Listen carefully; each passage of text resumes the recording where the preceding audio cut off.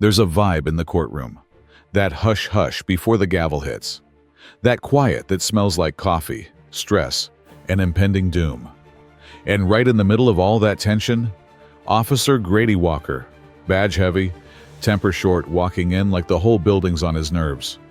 It's supposed to be a simple hearing. Vandalism. Teen kid with spray paint. Nothing dramatic, but drama don't need an invitation. The room is mostly empty. A couple of sleepy reporters, lawyers checking their emails, and a sharp-dressed black woman sitting quietly in the gallery, legs crossed, posture immaculate. She's not looking for attention, just observing. But Grady? He clocks her and instantly pegs her wrong. Public defender, he says. That smug tone slipping off his tongue like he's done this 1,000 times. She doesn't flinch. You sure you want to run with that tone, officer? He bristles. You interfering with a federal investigation? She raises an eyebrow, calm as a storm cloud that hasn't cracked yet. Is that what you're calling this circus? He puffs up, points at her, voice climbing. You're obstructing justice. And then, it happens. Not a shove, not words, but a slap. His hand flies before his brain catches up, cracking through the air like thunder. Gasps. A coffee cup almost tips. Even the fluorescent lights flicker like they heard what just went down. But she doesn't back down, doesn't touch her face, doesn't yell. She just looks at him. You done? The room is dead silent now, like the walls themselves are waiting for the sequel. I asked, she says, if you're done. He stutters. I didn't know who you were. Oh, I bet you didn't, she says, stepping forward. And then she drops it. Not a bomb, a nuke. I'm not a lawyer. I'm Simone Ellis, Director, Department of Justice, Office of Civil Rights. Grady's soul leaves his body, like it took an Uber and dipped. The two officers in the back suddenly stand a little straighter. The journalists in the corner go full owl mode, necks twisting, phones up. Simone doesn't yell. She doesn't need to. Her voice slices through the room like glass dipped in ice. I'm the one who investigates you. Grady tries to salvage it, voice cracking. This is a misunderstanding. She shakes her head slowly, like she's heard that line 1,000,000 times from men like him. No, Officer Walker, this is the beginning of a reckoning. She turns toward the gallery, her voice rising just enough for every corner of the room to catch it. This court is now under federal observation. As of this moment, every action you take is under my jurisdiction. And Officer Walker? She walks past him like he's air. You just made a career-ending decision. In front of witnesses, on record, and on camera. Grady's still frozen, mouth open like he's waiting for the director to call cut. But there's no saving this scene. This ain't fiction. This is the real world, and the house of unchecked power just caught its first spark. And Director Ellis? Oh, she's not here to put out fires. She came to light 'em. Yo, the energy in the courtroom? It changed so fast you could feel the air pressure drop. 1 minute, Grady Walker's puffed up like a rooster in a parking lot fight. The next, boom, he's standing in front of a federal officer with his career gasping for air. Simone Ellis doesn't need backup. She is backup.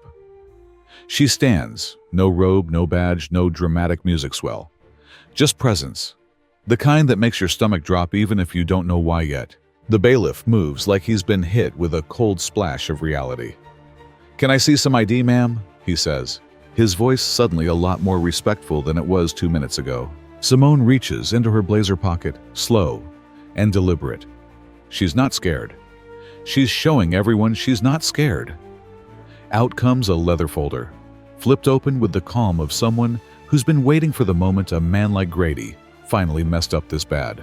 Department of Justice, Office of Civil Rights, Director Simone Ellis. Stamped, sealed, and staring Grady right in his suddenly pale face. The room freezes like a paused movie.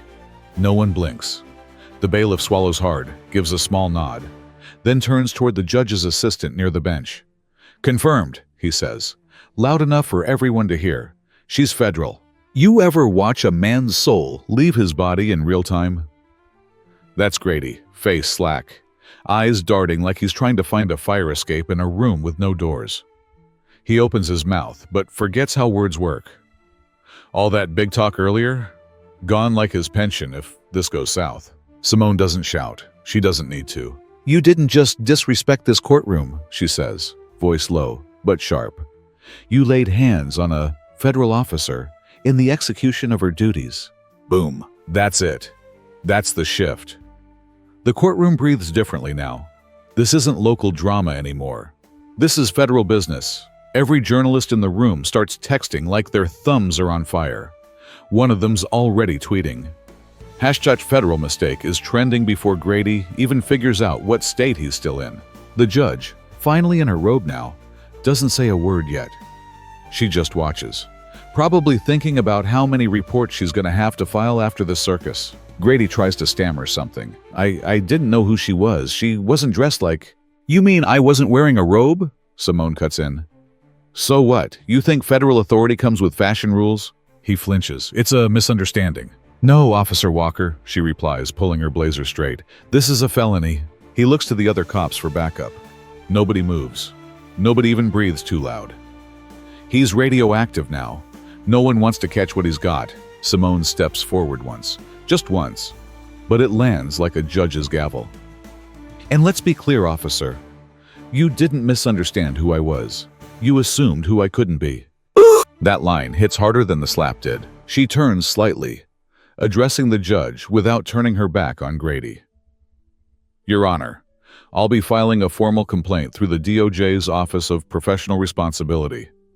I'll also be referring this case to federal prosecutors under 18 U.S. Code, Sherwer 111, assaulting a federal officer. Grady blinks. I didn't even hit her that hard. Doesn't matter. The judge finally speaks, voice steady. What matters is that you did. In front of cameras, in my courtroom. And to a woman carrying more authority in her right hand than you've earned in your entire career. The room silent. No scuffling, no coughs. Just the slow, heavy realization that this courtroom scene just went from misdemeanor-level mess to full-on career apocalypse. Simone looks at Grady one last time. You're not just in trouble, officer. You just made a federal mistake. And trust me. She turns toward the door, back straight, chin high. Oh, we don't clean up our mistakes. We prosecute them. Grady doesn't follow. He can't. He's already drowning in the wave she kicked off. And this is just the first ripple. 48 hours. That's all it takes for the whole house of cards to start collapsing in on itself. It starts like this. One official memo, signed by Simone Ellis herself, hits the inboxes at the DOJ. Subject line: Request for immediate review, Officer Grady Walker. And just like that, the gloves come off. Not just for Grady. For everyone who's been playing dirty and counting on silence to keep their hands clean. Simone isn't just mad. She's methodical. Petty is for amateurs. This is surgical. She orders a full audit of Walker's arrest history, body cam logs, use of force reports, and internal complaints going back 10 years. Yeah, 10. The results? Hell, they're not even results. They're receipts. Walker's file reads like a crime novel. Dozens of arrests, almost all Black or Latino men. Half the charges? Thin at best. The rest? Backed by evidence that disappears faster than a politician's ethics. You've got body cam footage that malfunctioned, confessions written in handwriting that doesn't match the suspect, and multiple resisting arrest charges that magically appear after someone asks for a lawyer. But the part that really turns heads? A name that keeps popping up next to Walker's. Assistant District Attorney Cole Ramsey. Yeah, him. Cole's known around Baton Rouge for two things: his killer jawline and his freaky fast plea deals. Almost too fast. Like, suspiciously streamlined. Turns out, when Walker brought someone in, Cole made sure that person pled out fast. Doesn't matter if they were innocent, confused, or just too broke to fight back. Boom. Deal signed, case closed, system fed.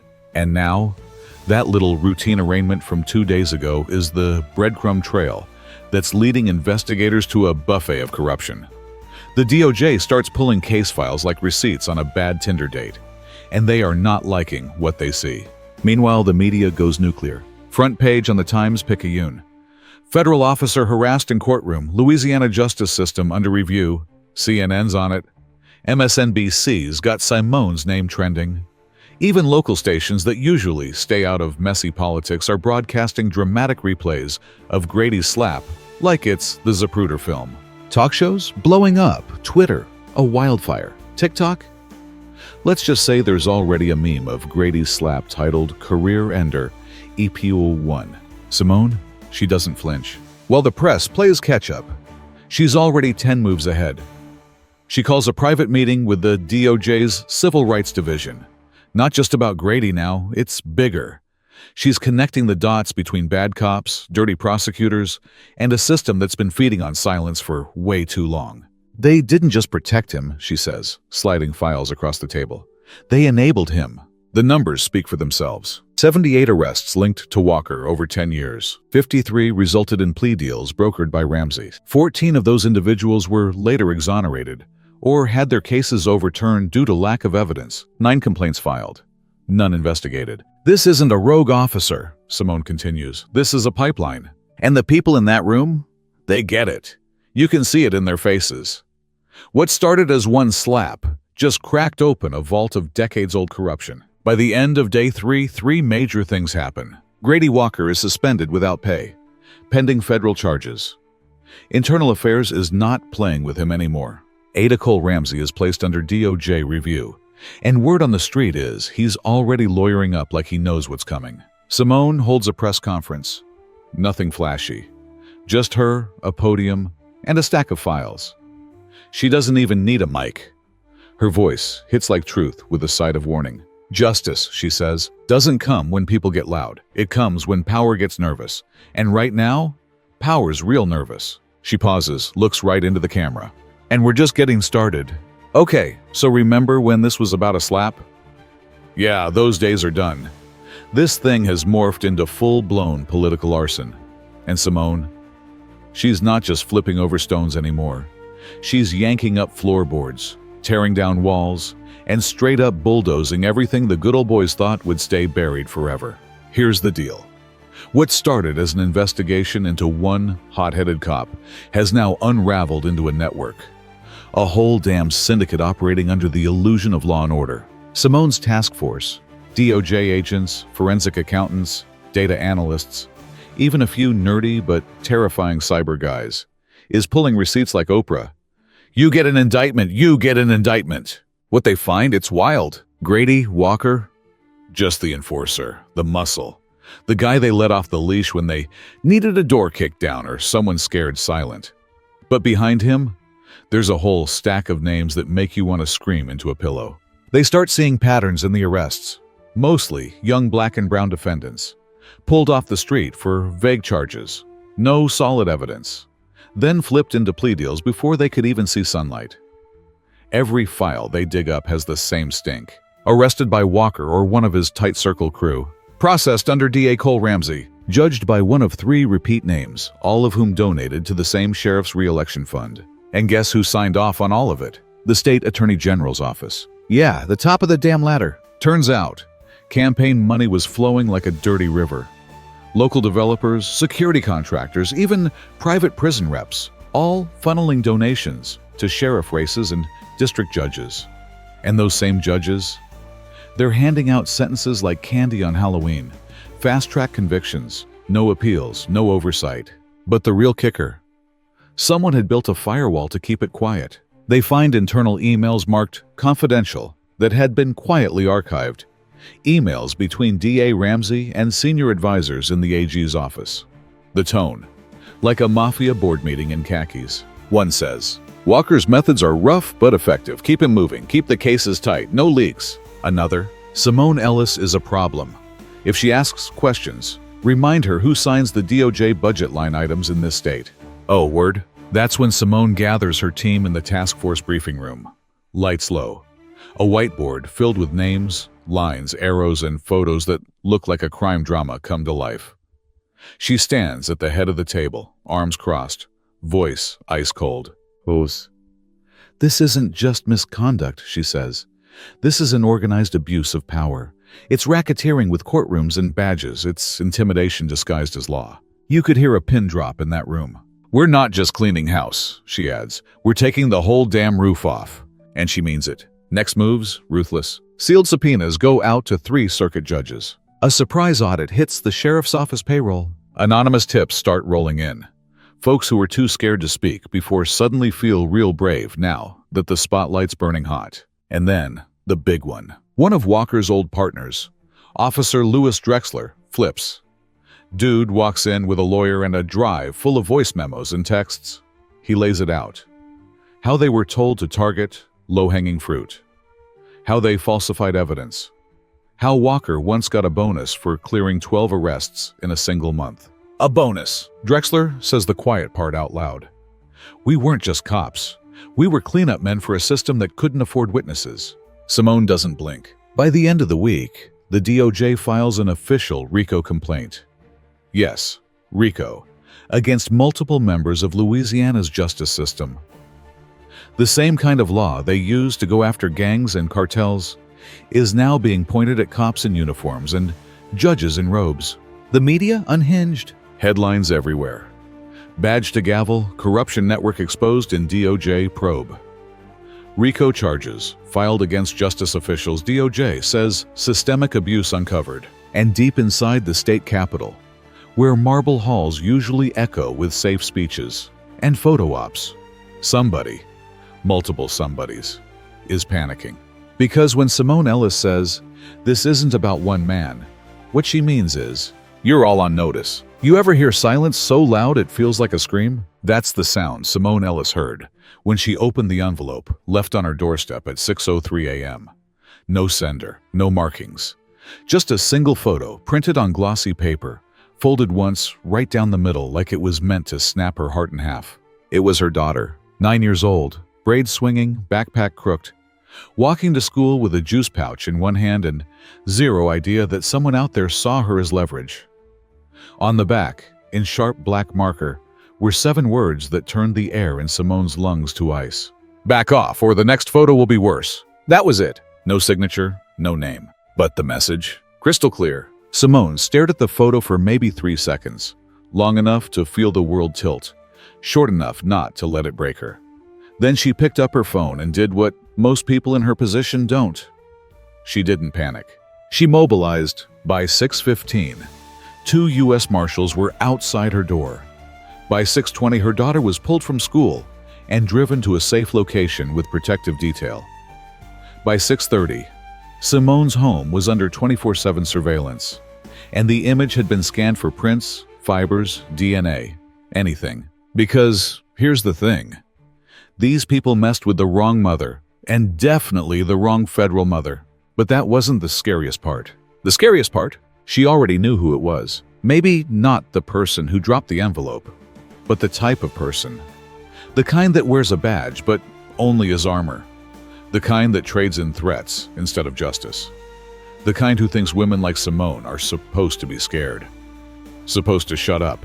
Simone doesn't shut up. She calls a press conference. By noon, reporters are packed in like it's the Super Bowl of systemic failure. Cameras click, pens twitch, live streams glow. There's tension in the air, buzzing, heavy, like a lightning storm is waiting for one final lie to set it off. Simone steps up to the podium. No teleprompter, no script, just her, a microphone, and a nation on edge. "I've received threats before," she begins, voice steady, eyes like steel. "They come with a job. They come when you shine a light in the places people like to keep dark." She holds up the photo just for a second. Enough for the press to capture it. Enough to send a very loud message to whoever's watching. But this time, she says, the threats didn't come from the streets. They came from inside the system. The room holds its breath. "We are not dealing with random actors," she continues. "We are facing a coordinated effort to protect power through fear. And let me be very clear. We will not look away." Boom. Mic still hot, room frozen. She doesn't stop there. She names names.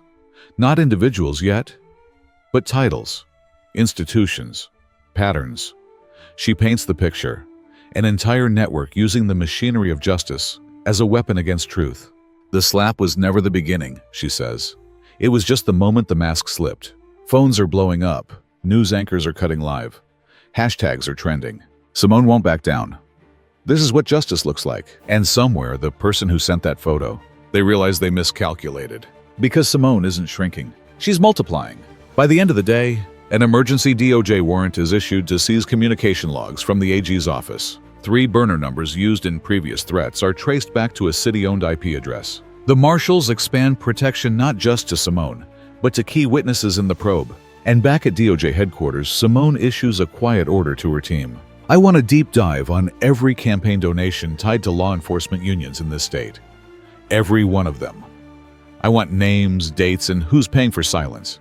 This isn't just an investigation anymore. It's a reckoning. It all comes down to this. A courtroom packed with press, flashing cameras, and more eyes than the system's ever been comfortable with. The air, thick. Like something holy is about to happen. But make it federal. The kind of moment that doesn't just end careers. It rewrites the damn playbook. Officer Grady Walker, once the golden boy of tough-on-crime politics, now sits in a suit that doesn't fit and a seat he can't escape.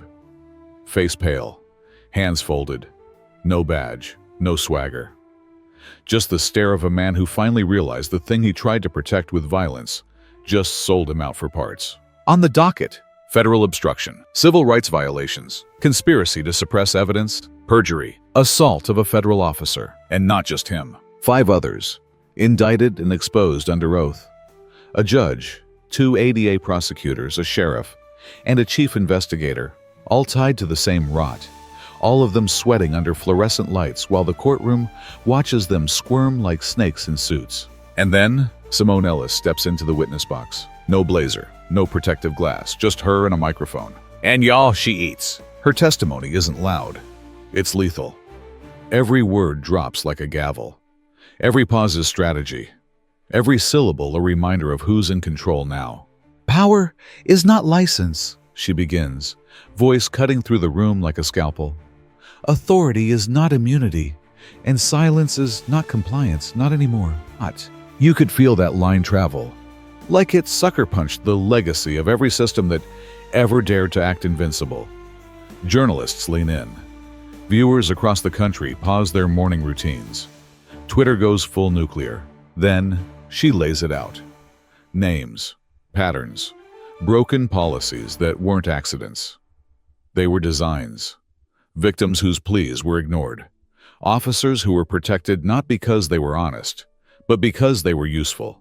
Judges who traded justice for political favor. The defense tries to object. She steamrolls it. These men didn't just break the law.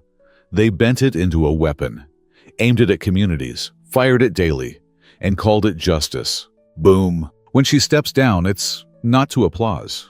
It's to awareness. The kind that settles in your bones and whispers, "Damn, we've been letting this happen." The jury doesn't need long. Guilty for all 6. And within hours, a federal monitor is appointed to oversee every law enforcement agency in the region. That means policy overhauls, body cam enforcement, independent review boards. Every dusty corner of that justice system is about to get bleached, scrubbed, and aired out in public. And something else happens, something heavy. Old cases reopen. Not just 1 or 2 for PR, but dozens. Files long forgotten, boxes of sealed evidence, testimonies dismissed before they could breathe. All back on the table. Families who'd been ignored for years finally get the calls they stopped hoping for. You can't undo what was done, but you can stop pretending it never happened. As for Simone, she walks out of that courtroom, changed, but not dimmed. She doesn't retreat.